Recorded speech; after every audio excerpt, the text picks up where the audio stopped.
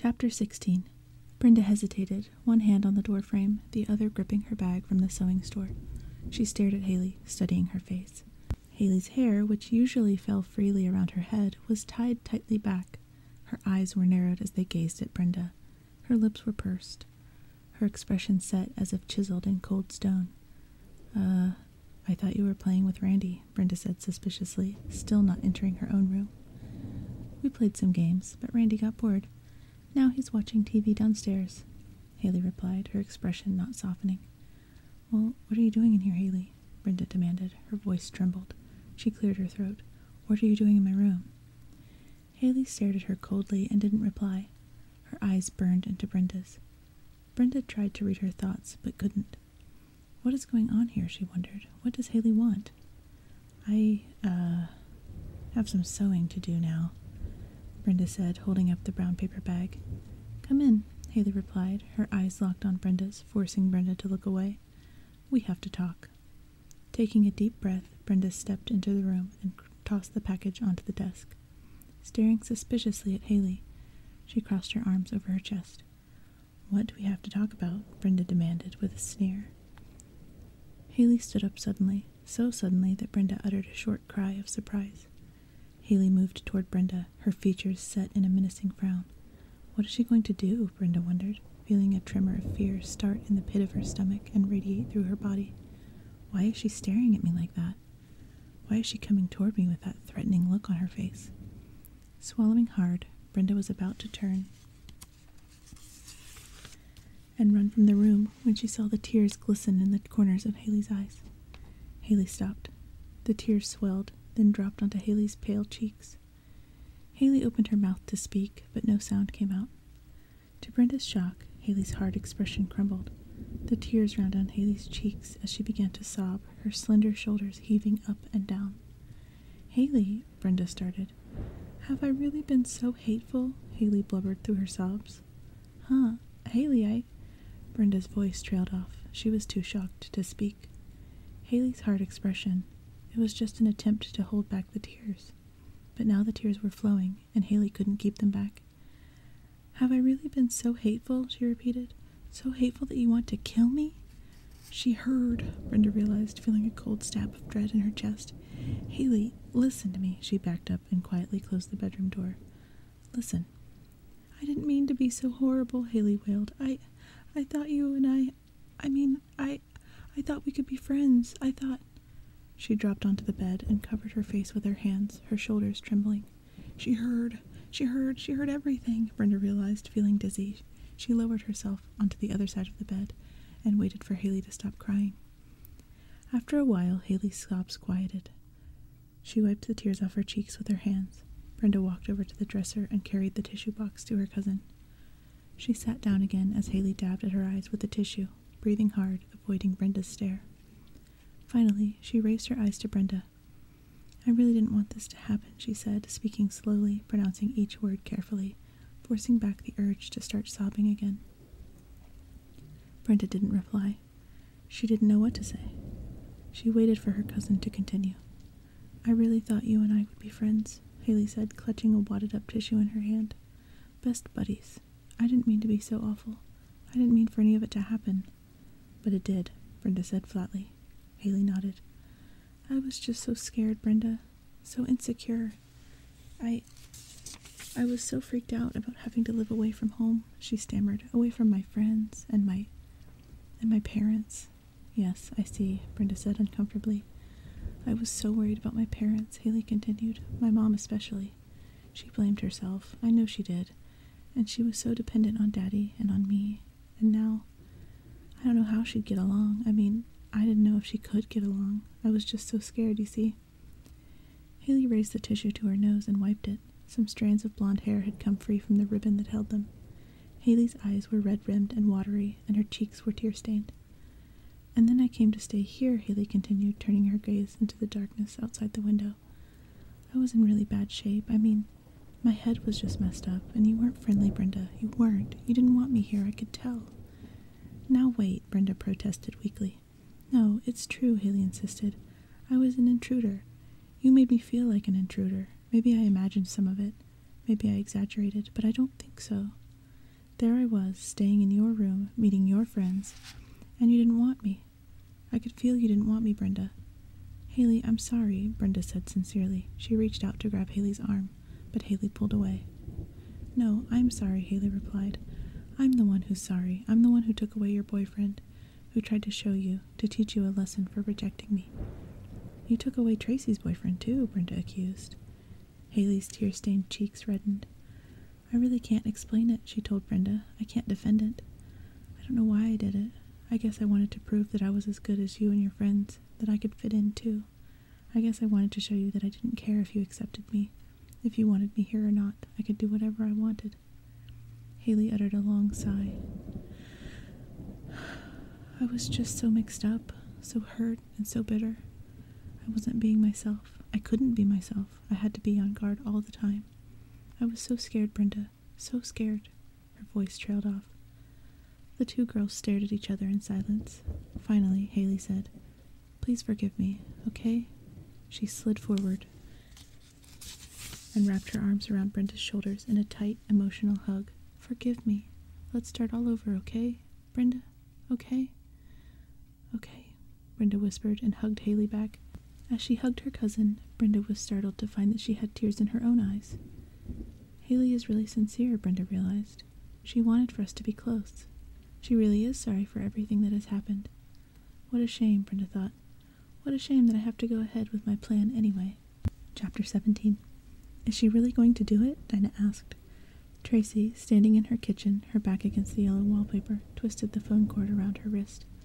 I don't know, she replied quietly. What do you think? On the other end of the line, Dinah remained silent. Tracy could hear only a loud crackling sound. What's that noise? Tracy asked, freeing her hand from the cord, then tangling it around her wrist again. Oh, sorry, Dinah said. I'm chewing gum. So loud? Tracy demanded. I guess I'm nervous or something, Dinah admitted. Hold on. She removed the wad of blue bubble gum from her mouth and set it down on her desk beside the phone. I think Brenda is very serious, Tracy said, tracing the name Brenda on the kitchen wall with her finger. I think she's going ahead with the plan. When did you talk to her about it? Dinah demanded anxiously. Well, I talked to her yesterday at lunch, but we didn't talk about Haley, Tracy replied. She didn't mention Haley? Dinah asked. No, not once. So maybe Brenda's decided not to go ahead with it, Dinah said. She picked up the blue wad of gum and nervously stuck it and unstuck it from the desktop. No, I really think all systems are go, Tracy said dryly. Dinah uttered a soft moan. I'm just so scared for her, Tracy. Shouldn't we do something? Like what? Tracy demanded, fingering the name Haley on the yellow wallpaper. Like call the police? Dinah asked, her shrill voice revealing her fear. They wouldn't believe it, Tracy said coolly, and Brenda would just deny it. Well, maybe we should warn Haley, Dinah suggested, or tell Brenda's parents what Brenda is planning to do. They wouldn't believe it either, Tracy said. They would never believe that Brenda was planning to murder Haley. But if we tell them the whole thing, Tracy interrupted, Brenda will say the murder plot is just a school assignment. She'll show them the paper we wrote up, and that will be that. There was a long silence at Dinah's end. I'm just so scared, she said finally. Tracy snickered. I feel bad for Ted. That's such a mean trick Brenda is playing on him, having him come to the party in a Frankenstein costume. I know, Dinah replied. If anyone sees the Frankenstein stab the gorilla, they'll think Ted did it. Brenda really has a cold sense of humor, Tracy said, tracing the word cold on the wall with her finger. I keep thinking maybe I'll stay home, Dinah said. I mean, just skip the party. But you're not involved, Tracy told her. I don't want to witness a murder, Dinah exclaimed. Are you and Brenda still trading costumes? Yeah, Tracy told her. I'm still going to be the clown. She's going to be the peacock. Dinah groaned. She's going to do it. I know it. Tracy remained silent. What are you thinking? Dinah demanded. Come on, spill. What are you thinking, Tracy? I was thinking about Noah, Tracy admitted after a long pause. Then she added bitterly, the little rat. She heard a sharp intake of breath on Dinah's end of the line. You want Brenda to kill Haley, don't you? Dinah accused. You really want her to go ahead with it. Yeah, maybe I do, Tracy confessed. What a mess, Brenda declared. Well, we're done, Haley said. That's the last one. Brenda raised her hands in the air. They were covered with shreds of orange pumpkin. Glancing down, she saw that the sleeve of her sweater was stained orange. Look at that gunk, Haley exclaimed, pointing to the pile of pumpkin flesh and seeds on the newspaper, which they had spread out over the kitchen table. Brenda laughed. You have seeds in your hair. Haley pointed at Brenda. You have pumpkin stuff on your forehead. They both laughed. Whose idea was this, anyway? Brenda asked, rolling her eyes. I mean, 6 jack-o'-lanterns? I have to be crazy. Well, we did it, Haley proclaimed happily. Phew, I'm totally wrecked. Both girls raised their eyes to the 6 grinning jack-o'-lanterns lined up across from them on the table. What an ugly mob scene, Brenda said, shaking her head. They look so pretty when they're lit up, Haley remarked. Where are you going to put them? On the floor, against the living room wall, Brenda told her. I'm going to turn off all the lamps, so the only light in the room will come from the jack-o'-lanterns. It'll be neat, Haley said, straightening the top one on one of the pumpkins. That one is totally lopsided, Brenda said, frowning. It gives it character, Haley said. I think he's the scariest of the bunch. What makes you think it's a he? Brenda demanded. They both laughed again. We've been getting along so well, Brenda thought. Haley has been such a big help this afternoon. Want to roast some pumpkin seeds? Haley asked, running her hand over the big pile of seeds. No way, Brenda protested, making a face. I never want to see a pumpkin or a pumpkin seed again. Really. By the time they cleaned up and carried the 6 pumpkins into the living room, they were even more covered with orange shreds. First shower, Brenda cried. Haley pulled a wet pumpkin seed from her hair. Okay, but hurry, she told her cousin. This stuff is starting to smell. Yuck. Brenda hurried upstairs, her mind whirring with thoughts of the party. I'll put the hot cider on the table by the front door, she told herself. That way, kids can help themselves to cider as soon as they walk in. Then they'll walk into the dark living room, lit only by the candlelight from the 6 jack-o'-lanterns. That's going to be so neat, Brenda thought, a pleased smile forming on her face. She and Haley had strung long ribbons of black and orange crepe, crisscrossing them over the room to form a low ceiling. It'll look spooky in the dark, Brenda told herself. Black crepe. She pictured the long spools of black crepe. Like at a funeral, she thought. With all of the preparations, Brenda had almost forgotten about her plan. Her smile fading, she entered her room to get undressed for her shower. The clown costume was suspended on a hanger over the closet door. After my shower, I'll take it over to Tracy's and make the switch with her, she thought grimly. She turned away from the closet door and gasped. Randy, she shrieked. Her brother lay sprawled face down on the bed, his arms and legs outstretched, a dark puddle of blood beside him on the bedspread. Chapter 18. Randy? Brenda's throat tightened, cutting off her breath. Her knees buckled, and she grabbed the top of her desk to keep from falling. This isn't happening, she thought. My little brother isn't laying on my bed in a pool of blood. She blinked several times, trying to clear away the image. Randy! Her voice was a choked whisper. Gasping for air, she stumbled toward her bed. As she began to lean over her brother, her hands reaching for his shoulders, he raised his head from the pink bedspread and grinned at her. Gotcha, he said softly. No. Brenda cried, relief mixed with astonishment. Randy uttered a high-pitched, gleeful giggle and began flopping around on her bed like a crazed fish. How could you? Brenda shrieked, reaching for him and missing. You scared me to death. Her cries of protest made Randy laugh even more joyfully. He flung himself down, bounced up, flung himself down again, using her bed as a trampoline. As he jumped, reaching his hands up to touch the ceiling, the puddle of blood bounced off the bed and landed on the white shag rug. Brenda picked it up and examined it. Plastic blood? She cried, waving it accusingly at her bouncing brother. I don't believe I fell for plastic blood. I got it at the party store, Randy told her. It looks real, doesn't it? He grinned at her, a triumphant grin. Get out of here, Brenda cried impatiently. Get off my bed. Come on, out. It took her several minutes to get him to stop bouncing. Finally, he ran out of the room, yelling, Gotcha, gotcha, gotcha, gotcha, all the way down the stairs. Brenda shook her head, letting her breath out slowly. What a scare. And just think, she told herself wistfully, tomorrow will be even scarier. The guests began arriving a little after 8 o'clock the next night. By 9 o'clock, the shadowy living room was bursting with masked kids in an astounding array of costumes. Brenda counted 2 Freddy Kruegers, complete with long, knife-like metal fingers, 2 mummies who both started to come unraveled soon after arriving, and 2 kids wearing dark suits and masks of the President of the United States. One girl, a senior named Alyssa, didn't appear to be in costume. She was wearing a very short, silky blue party dress, but no mask. "Who are you supposed to be?" Brenda asked her, having to shout from behind her mask. "I'm Cindy Crawford," Alyssa replied, pointing to the mole she had painted above her upper lip. Brenda laughed. "Nice costume." The party was going well.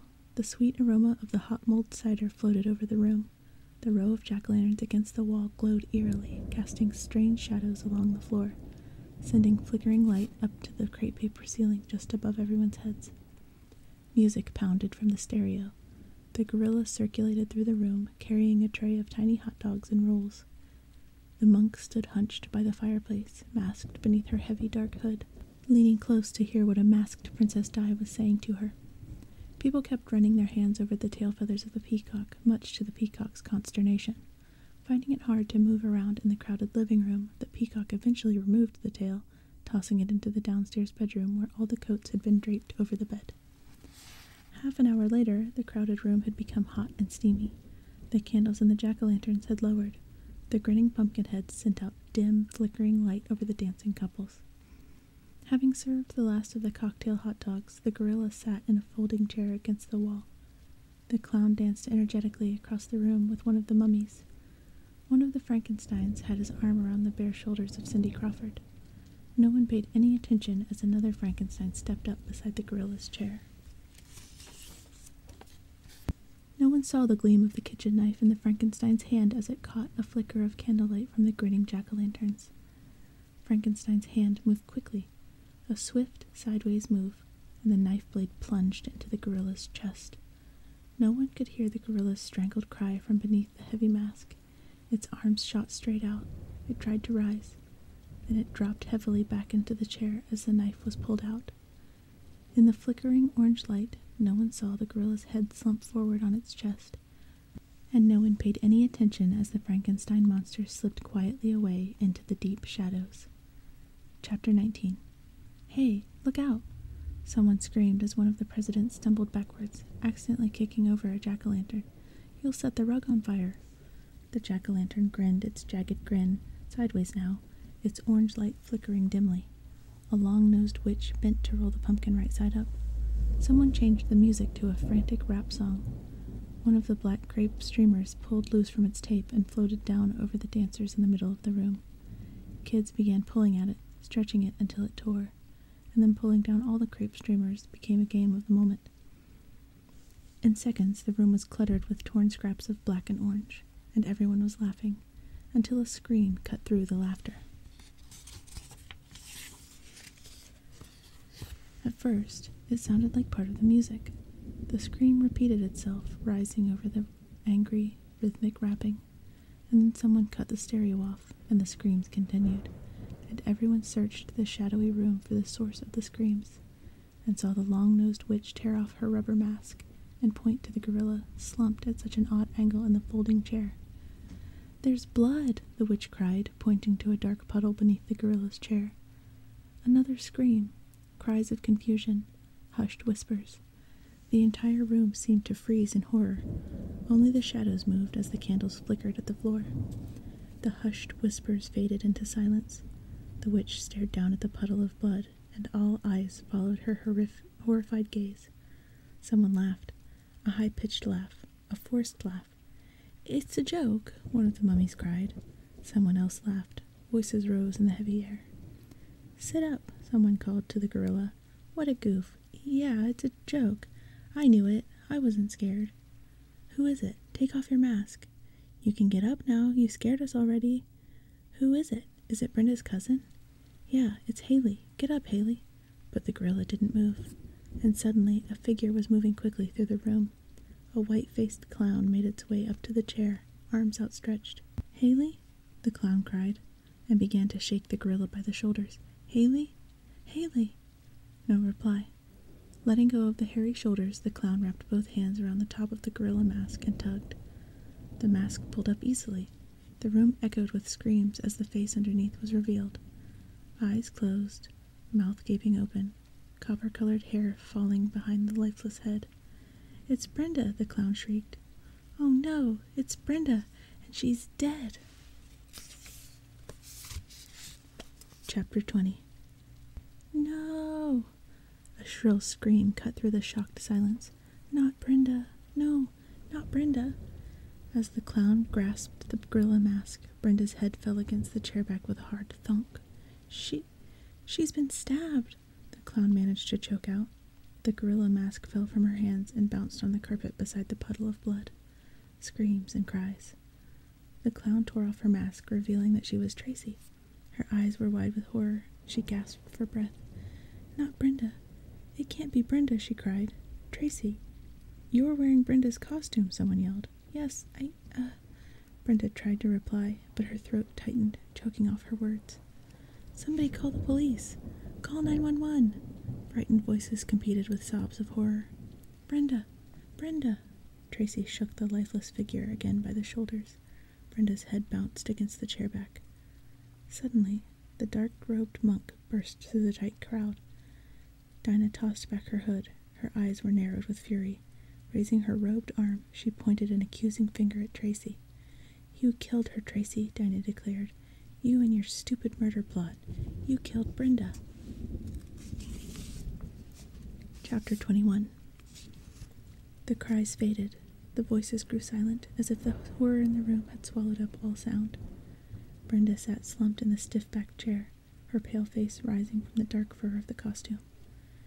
Tracy and Dinah faced each other from opposing sides of the lifeless body. You killed her, Tracy, Dinah repeated. Tracy shrank back, hands to her face, eyes wide in disbelief. The light flickered across the white front of the clown suit Brenda had so carefully sewn. No, Tracy replied to Dinah in a trembling voice. I didn't kill anyone. A third figure moved to the front of the room. The peacock darted forward, removing the blue and green mask to reveal a bewildered-looking Haley. She forced me, Haley cried, her eyes on Brenda. Brenda forced me to switch costumes with her. I didn't understand why. Whoa, Tracy interrupted, staring suspiciously at Haley. Brenda traded costumes with me. She took my peacock costume, and I took the clown costume. And then she gave me the peacock costume, Haley wailed. She made me trade. Brenda took the gorilla suit. But why? Tracy cried. Tracy, you idiot! Dinah shrieked in fury. You thought you were killing Haley, and you stabbed your best friend instead. No! Tracy uttered a shrill cry.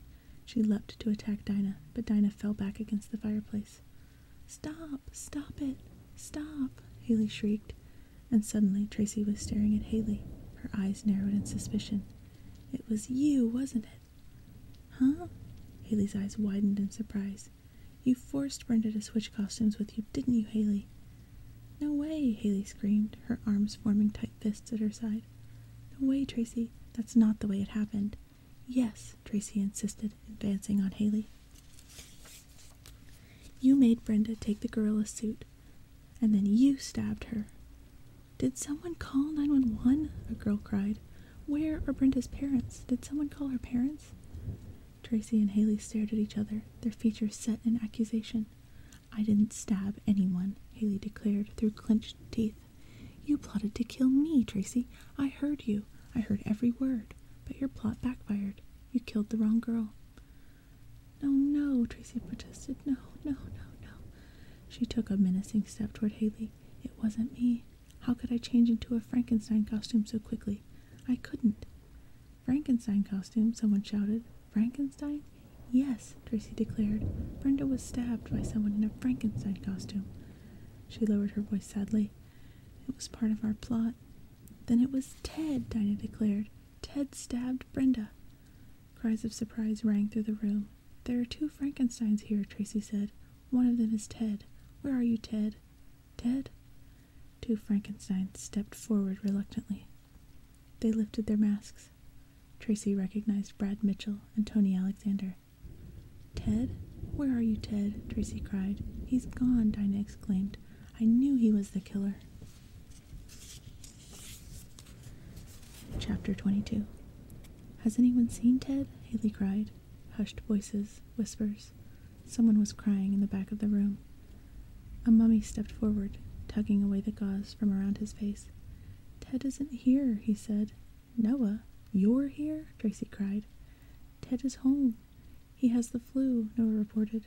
He's homesick. You can call his house. His parents will tell you. But that's impossible, Tracy declared. He was supposed to be here, in the Frankenstein costume, and... He couldn't come, Noah said, staring at Brenda sprawled in the chair. He has the flu. It's true, Tracy. I... Noah's face froze in horror. He tried to cry out, but no sound would come from his throat. Slowly, he raised his trembling hand to point toward the chair. All eyes followed his terrified gaze. The room echoed with screams and startled cries. In the straight-backed chair, Brenda moved. At first, it appeared to be the flickering of shadows from the bending candlelight. But no, the corpse was moving. Brenda slowly raised her head above the dark gorilla body. She blinked and closed her mouth. Slowly, Brenda sat up and stared into the startled faces of her friends. "Happy Halloween," Brenda told them in a lifeless, dry voice, so bitter, so angry. Chapter 23. The joke is over, and so is the party, Brenda announced, climbing to her feet. She picked up the plastic puddle of blood from the floor and raised it high to show everyone it wasn't real. The room filled with startled screams and cries. "She's alive! It was just a joke? How could she? I don't believe it! Brenda, are you okay? What's the big idea? She wasn't stabbed?" Ignoring the outcry, Brenda grabbed Haley's shoulder and pulled her close. "Haley, get everyone out of here, okay? Tell them all to go home." Haley nodded solemnly and turned to obey Brenda's instructions. Muttering in surprise and confusion, the guests began gathering their coats and preparing to leave. As Haley ushered them out, Brenda made her way into the kitchen, waddling heavily in the furry gorilla suit, followed by Tracy and Dinah. In the harsh kitchen light, their faces were red and perspiring. All three of them were breathing hard. All three started talking at once. "You're alive! Brenda, you're alive!" Brenda declared, her brown hair matted with sweat against her forehead. "The plot is over," Brenda said coldly, training her eyes first on Dinah, then looking at Tracy. "I know which one of you tried to kill me." "But Brenda," Tracy protested, her eyes wide with shock. Without warning, Brenda lunged forward. She grabbed the front of Dinah's monk robe and ripped it open. "I knew it," Brenda cried, her eyes on the green costume underneath. Dinah pulled angrily from Brenda's grasp. All three girls cried out as a rubber mask fell out of the sleeve of Dinah's robe. It bounced to the linoleum and stared up at them. A green and black Frankenstein mask. "I stabbed you," Dinah cried, turning her furious glance on Brenda. "I stabbed you, Brenda. Why aren't you dead?" A bitter smile crossed Brenda's lips. "I knew it was you, Dinah," she uttered in a low whisper. "Why aren't you dead?" Dinah wailed. "Why?" "I'm a good seamstress, remember?" Brenda replied, her eyes burning angrily into Dinah's. She patted the front of her costume. "I sewed a double-thick pad of foam rubber into this gorilla suit." Dinah groaned in anger. She glared at Brenda. "How did you know? How did you know it was me?" "All those horrible things you did to me, Dinah," Brenda replied, her voice revealing more sadness than anger. "All those horrible things." "You were supposed to think it was Haley," Dinah cried bitterly. Brenda shook her head. "At first, I did think it was Haley," Brenda admitted. "But then I realized, Dinah. I realized it was you." "How?" Dinah demanded, backing toward the kitchen door. "How did you know?" "The blood on the wall," Brenda said, her eyes narrowed on Dinah. "It had to be animal blood. The headless bird in the pumpkin, another animal. The chunks of rotten meat in my bed. They were dog food, spoiled dog food." She swallowed hard. "I put it together, Dinah. Your job. After school every day at the veterinarian's office. It was easy for you to get that stuff." You knew?" Dinah cried, unable to conceal her shock. "You knew before the party?" Suddenly, Haley burst into the room, her hair wild about her head, her face scarlet. "Everyone's gone," she announced. Then she turned on Dinah. "What did I ever do to you?" Dinah ignored her, glaring coldly at Brenda. "You thought I was in the gorilla suit," Haley cried. "You thought you were stabbing me, Dinah. Why? I just don't get it." Dinah remained silent. Finally, she turned to Haley. "I knew you weren't in the gorilla suit. I listened at the air vent. I heard you and Brenda trade costumes. I knew I was stabbing Brenda. Brenda deserves to die." "Why, Dinah?" Tracy demanded, gripping the kitchen counter. "Brenda is your friend. She—" "No!" Dinah exploded. "She wasn't my friend when I needed her." "Huh?" Tracy and Brenda both reacted with shock. When my parents were getting divorced, when they were fighting in court over me, where were you then, Brenda? She demanded, spitting the words with rage. Where were you then? You abandoned me. You disappeared. You dropped me, didn't you, when I needed you the most? But Dinah, Brenda was too shocked to think clearly. And then I saw you doing the same thing to Haley, Dinah accused, her features twisted in rage. I saw you shutting her out when she needed you, when she was in the same kind of trouble I'd been in. And it brought it all back, Brenda. It brought it all back, and I knew I had to make you pay. Brenda felt a wave of guilt sweep away her anger. Dinah, I didn't realize, she started. Save the apologies, Dinah snarled. I wanted to frighten you, Brenda. I wanted to show you what it was like to be so frightened you can't stand it. So frightened you can't think straight. Dinah's chest heaved. She gasped for air. I wasn't going to kill you. I just wanted to scare you. But killing was your idea. When you and Tracy decided to really kill Haley, you gave me the idea. You put the idea in my head. That's when I knew I had to kill you, Brenda. But Dinah, Brenda replied, taking a step toward her, Tracy and I never planned to murder Haley. It was just a trick to draw you out. That whole plot to murder Haley, it wasn't real. It was all for your benefit. We never planned to stab Haley. We just wanted to trick you into confessing. We never thought you'd really stab Brenda, Tracy stammered. I still want to kill you, Dinah raged. I do. I really do. She uttered a snarl of rage and shoved Brenda hard against the kitchen counter. Then she took off, running into the living room, her heavy monk robe flowing behind her. Brenda, Tracy, and Haley darted after her. Dinah, stop, Brenda called, into the shadowy living room. Dinah was nearly across the room when she stumbled over one of the flickering jack-o'-lanterns. She uttered an angry cry as she toppled forward onto the floor. Dinah, wait! Tangled in the long robe, Dinah struggled to her feet. Let me go, she shrieked. She reached down, tried to untangle the robe, and stared into the tilted jack-o'-lantern. It grinned up at her, a jagged, laughing, evil grin. Staring into its glowing eyes, Dinah began to scream. Shrieking and sobbing, she struggled toward the front door, crawling on her hands and knees. And then 2 dark uniformed policemen were in the doorway, blocking Dinah's path. What's going on here? Who called 911? I feel so bad, Brenda said later, her hands around a white mug of steaming hot chocolate. I had no idea Dinah had such resentment, such hatred. I didn't deliberately drop Dinah as a friend when her parents were divorcing. It was all such a mess back then. I really thought she wanted to be alone. Haley shook her head sadly. She was seated across from Brenda at the kitchen table. She took a sip of her hot chocolate. Ow, it's hot. The house was silent. Everyone else had gone. Brenda's parents were picking up Randy at his friend's house and would soon be home. The police were very gentle and understanding with Dinah, Haley said quietly, staring into her cup. She'll get the help she needs, Brenda said. She raised her mug and held it up toward her cousin. Happy Halloween, she said wearily. Haley raised her mug and clicked it against Brenda's. It is a happy Halloween, in a way, she said thoughtfully. At least things are different now, between you and me. Yeah, I guess you could say that you and I have finally taken off our masks, Brenda replied. Haley sighed and gazed toward the cluttered living room. Let's clean up tomorrow, she said. Brenda laughed. I think we're starting to understand each other really well. The end.